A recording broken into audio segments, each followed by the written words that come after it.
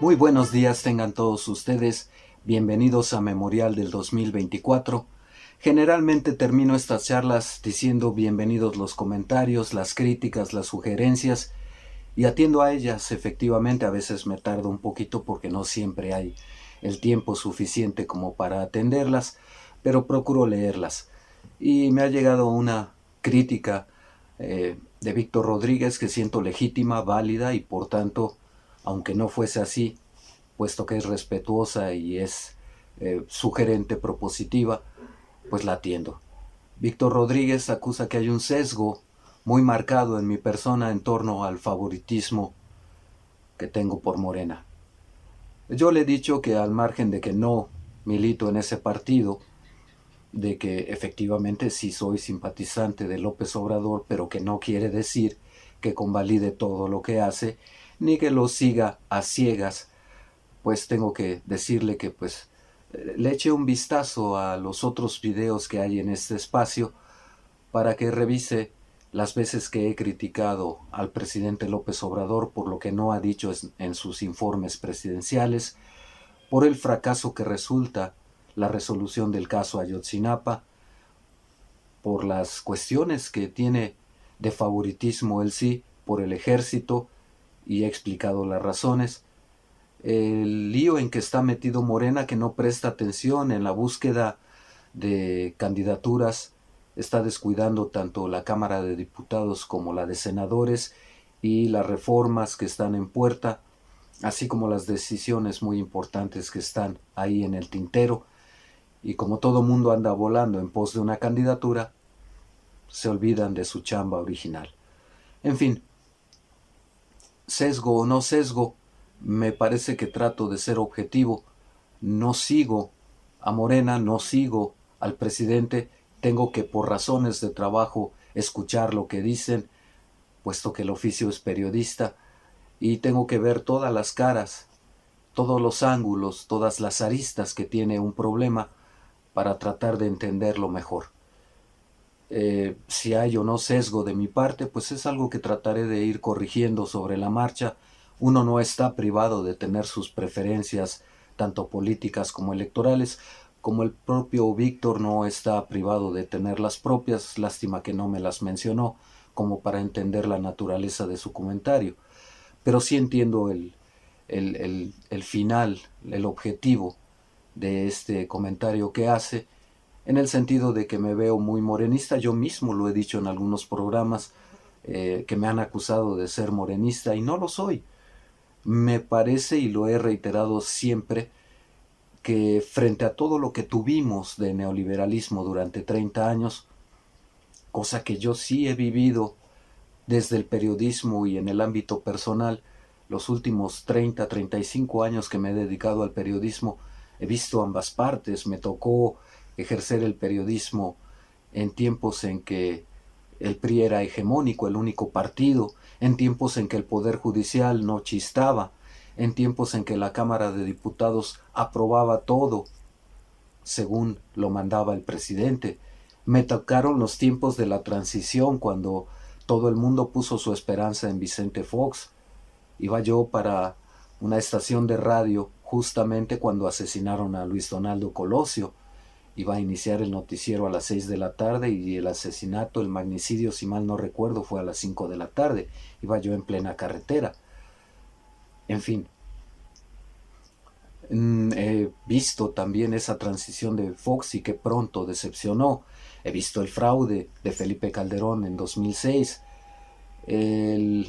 cómo se volcaron los medios con Peña Nieto para fabricarlo como una estrella de aquel canal de Televisa y postularlo junto con la gaviota a ser presidente de la República. He visto que la izquierda ha tardado mucho en llegar al poder, justamente porque ahí sí se delibera, se debate, aunque al final termine siendo como Babilonia, que no se ponen de acuerdo y terminan a sillazos. Todas esas cosas me ha tocado verlas y describirlas, narrarlas en las notas periodísticas que he redactado, en los artículos de fondo para medios impresos. Lo mismo he hecho en la radio cuando estuve en ella y ahora en este espacio. Uno no puede mantenerse ciego a la realidad.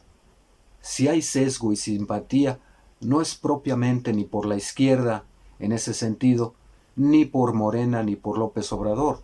Uno naturalmente va a sentir simpatía por un presidente o quien quiera que ustedes quieran que se vuelva nacionalista, que defienda los intereses del país, que no termine subastando la riqueza de esta nación, que no termine hundiendo en la pobreza más a los que ya de por sí son miserables. Más de 60, 70 millones de pobres, y eso no lo va a cambiar ni López Obrador ni Morena en 6 años. No lo pudo haber cambiado tampoco ni Felipe Calderón, ni Vicente Fox, mucho menos Enrique Peña Nieto. Y miren que, por ejemplo, en el caso de Fox y Calderón, recibieron recursos por excedentes petroleros multimillonarios y nadie sabe todavía dónde están. En el caso de Calderón, por ejemplo, incluso se sobreendeudó. Ahora bien, quiere una crítica Andrés Manuel López Obrador, va a terminar endeudándose también. El presupuesto de egresos del año que viene lleva una carga de deuda. Y es importante que la gente lo sepa.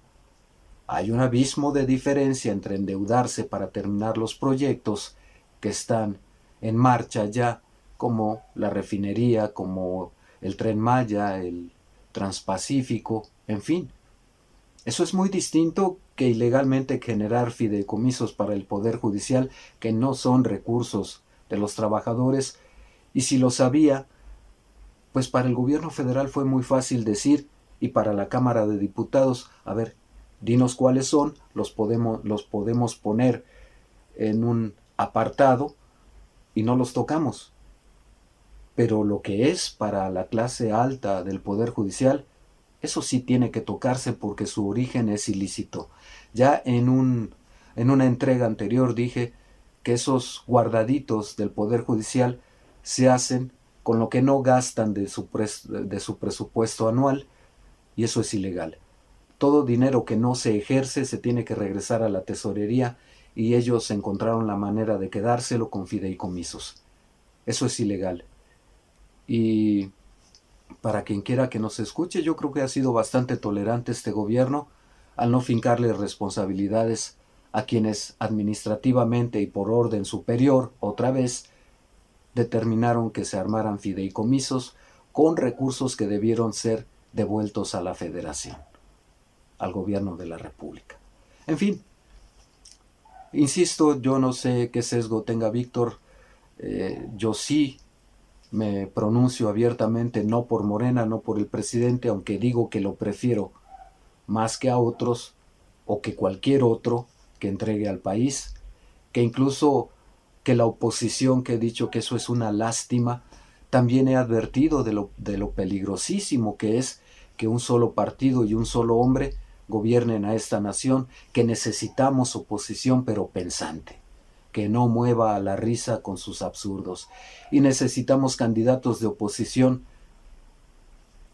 en el nombre de la humanidad, que se finjan indígenas, que les hable una mariposa y que le diga que quiere que sea ella la candidata presidencial, o que hablen con Dios, o se sientan iluminados, o que como Fox suba en su toma de protesta a sus hijos, o el estandarte de la Virgen de Guadalupe. Ese tipo de oposición es el que pretende arrebatarle el poder a Morena y al presidente López Obrador. Yo insisto, soy de los primeros interesados en que haya una oposición y opiniones con razonamientos, con cifras, con elementos, con prospectiva, analizando la coyuntura, y no que hable con el hígado. Y eso es lo que está haciendo la oposición. Yo respeto mucho los comentarios que me hacen llegar, particularmente porque denota algo que yo mismo he dicho. A veces debo verme demasiado morenista o tal vez obradorista cuando no lo soy. Sí, insisto, prefiero un presidente así, que sí trabaja, por lo menos me queda claro que sí se levanta temprano y que sí trata de hacer las cosas. Lo prefiero nacionalista, preocupado por la gente humilde, que le devuelve a la sociedad un poco de lo que se le debía desde hace mucho tiempo. Por ejemplo, a los adultos mayores, a las personas con capacidades diferentes, a los jóvenes, abriéndoles una oportunidad para que no terminen como niños o jóvenes sicarios. La opción ahí está, antes no tenía ninguna. Ningún gobierno neoliberal se ocupó ni de los ancianos, ni de los jóvenes, ni de las personas con capacidades diferentes, como no fuera a través de la limosna y a sectores muy escogidos.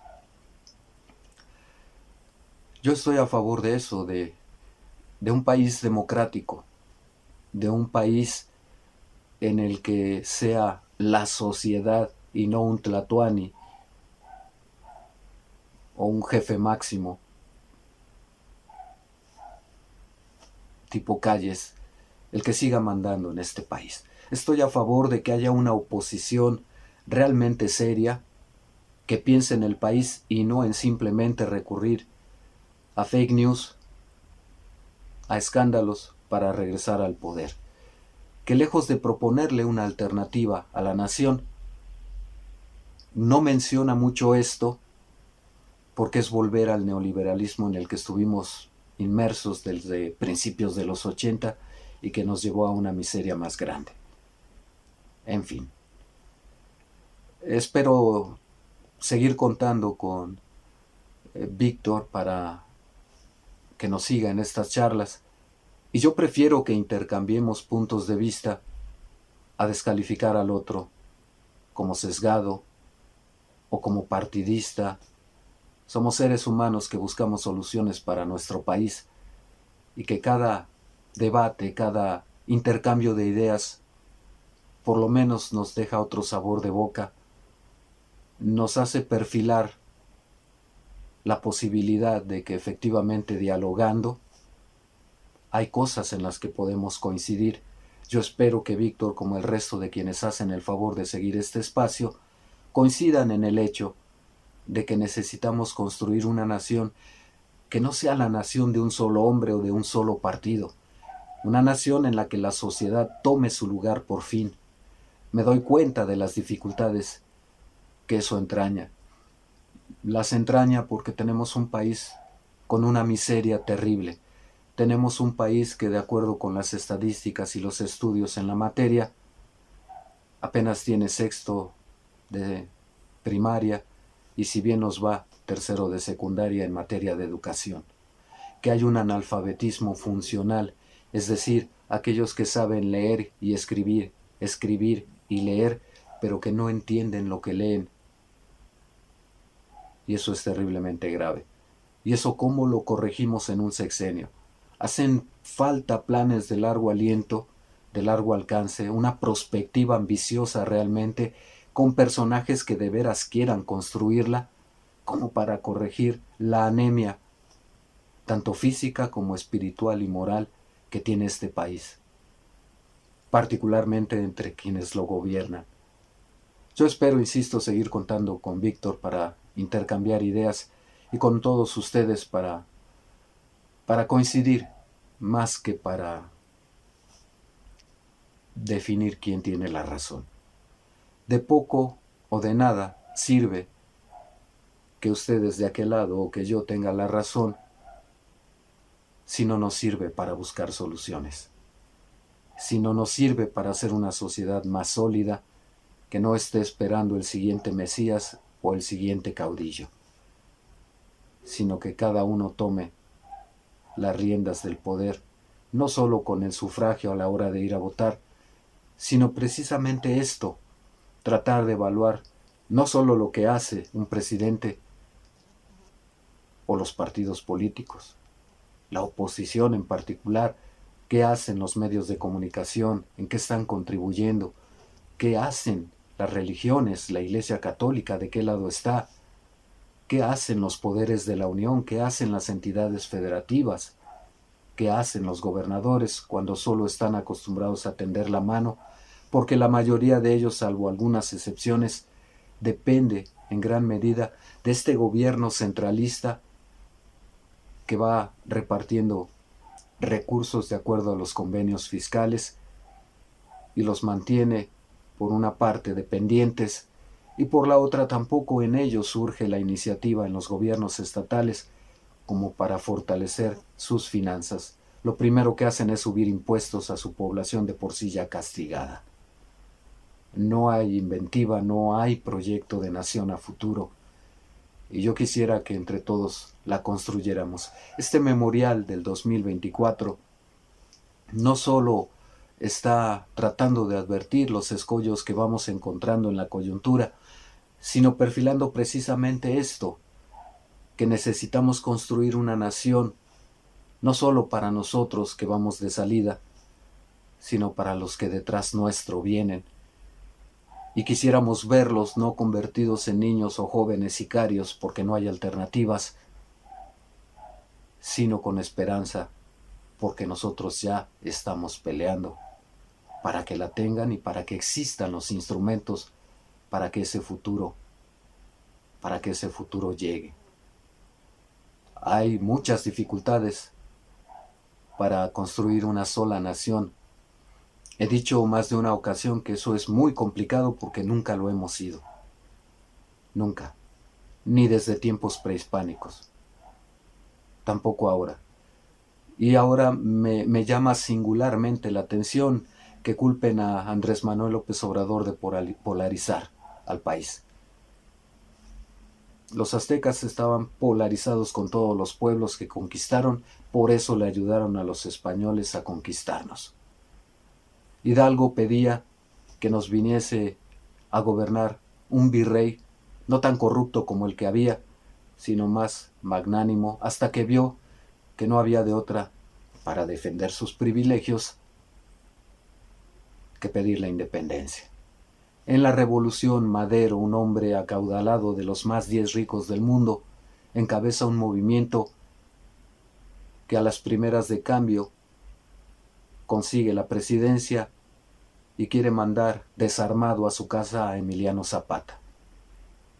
Se cambia de un país de caudillos a uno de instituciones en 1929, con Plutarco Elías Calles y el Partido Nacional Revolucionario, y surge el populismo que tanto detesta a la derecha, y surge con Lázaro Cárdenas, que genera un partido de masas que obedecen al régimen, y surge también el Partido Acción Nacional para oponerse a las políticas sociales que está implementando Lázaro Cárdenas.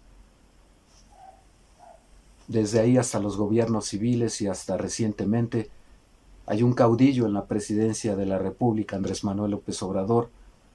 Hay también una oposición que surge y es capaz de unir tan disímbolamente a PRI, PAN, PRD, con tal de que se vaya ese hombre y vuelvan a recuperar sus privilegios. ¿En qué hemos cambiado? ¿Qué nos ha dejado de lección la historia? Yo veo que muy poco, no hemos aprendido. Quizá porque 3 siglos de colonia y siendo esclavos nos marcaron mucho. Quizá porque 70, 80 años de un partido revolucionario institucional con un gobierno hegemónico nos acostumbró a que papá gobierno satisfacía todo. Quizá porque sentimos la orfandad de gobiernos priistas y panistas después, a partir de los 80 neoliberales, que nos dejaron en la orfandad porque el Estado ya no se iba a ocupar de nadie y rásquense como puedan y háganle como quieran. Pero eso sí, paguen sus impuestos y el presupuesto lo defino yo como quiera. Llega un hombre, Andrés Manuel López Obrador, que sigue siendo un caudillo, Mesías tropical como le llama Enrique Krause, y sigue siendo el caudillo, pero ocurre que tiene el 80% casi de preferencia de la sociedad, y no es fortuito. Yo invito a todos aquellos que dicen que uno tiene sesgos obradoristas a que revisen por qué López Obrador tiene casi el 80% de aceptación y es el segundo presidente o mandatario a nivel global que tiene simpatías, ¿Y por qué no las tuvo ni Enrique Peña Nieto, que fue el que peor calificado salió? ¿Por qué no las tuvo Felipe Calderón? Y sobre todo ese caudillo de la esperanza que era Vicente Fox, sacando al PRI de los pinos e instaurando una democracia que traicionó muy rápido al meter la mano en la elección 2006 y que él admite muy claramente. Es democracia si gano yo. Si gana el otro, es el tirano, es el dictador y es un peligro para México. Esto no tiene que ver con sesgos, sino con la imposibilidad de ver la realidad, de no echar mano de todos los instrumentos, de toda la información disponible para hacer un análisis comparado entre qué nos dieron y qué tenemos hoy. Si cualquiera me demuestra que lo que nos dieron e hicieron antes por la sociedad mexicana es mejor de lo que se está haciendo hoy, tendré que aceptarlo, pero con cifras, con datos, en economía, en pobreza, en democracia, en libertad de expresión, en muertos que ordenó el régimen, el Estado, a través del ejército y de las policías, y los otros simplemente muertos, pero porque son víctimas de la delincuencia. Hay un abismo de diferencia entre perseguir a alguien políticamente, a aquel otro que es asaltado o que es asesinado por un secuestro o para pedir un rescate. Hay un abismo de diferencia que sea el régimen el que está matando a través del ejército. Insisto, hagamos esa valoración con cifras, números, papelito en mano. Pongo un referente nada más. ¿Cuánto recibieron Fox y Calderón en ingresos petroleros y en qué se lo gastaron? ¿Y en cuánto dejaron la deuda de este país? Si quieren régimen por régimen, les sugiero esos dos, porque son los que más ingresos, renta petrolera recibieron. Y compárenlo con López Obrador. ¿Quieren otro referente? ¿Cuántos impuestos les cobró Fox y Calderón a televisoras, a los magnates? ¿Y cuánto les ha cobrado este régimen? Si me dicen con cifras que ellos sí les cobraron y que sí recaudaron más de ellos y se lo dieron a los mexicanos, me callo. Es una invitación a que revisemos cifras, documento en mano, análisis. Esa es la invitación de este memorial. Este es el propósito también. No siempre recurro a las cifras, a veces son aburridas, pero son muy ilustrativas de cuál es nuestra realidad. Y lo vuelvo a reiterar. Ahí están nuestras líneas de contacto. Críticas, sugerencias, son bienvenidas. Las atendemos. Hasta aquí por ahora. Cuídense mucho. Hasta pronto.